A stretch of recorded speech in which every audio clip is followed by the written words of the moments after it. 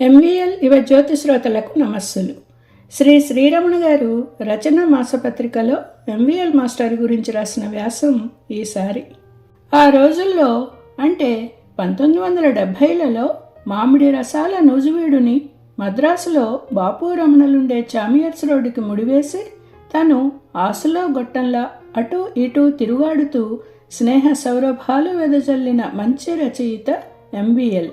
1972లో ముళ్ళపూడి వెంకటరమణ జీవితాన్ని సాహిత్యాన్ని జోడు గుర్రాలుగా నడిపి కానుకగా తెలుగువారికి సమర్పించారు. బాపు రమణలకు చాలా సన్నిహితులైనారు. ఏదో తాజా ప్రణాళికతో ఈసరికి బాపు రమణలతో డిస్కషన్స్ నడుపుతూ ఉంటారని నమ్మకం. ఎంబీఎల్కి రచన పక్షాన మిత్రుల పక్షాన అంజలి ఘటిస్తున్నాం.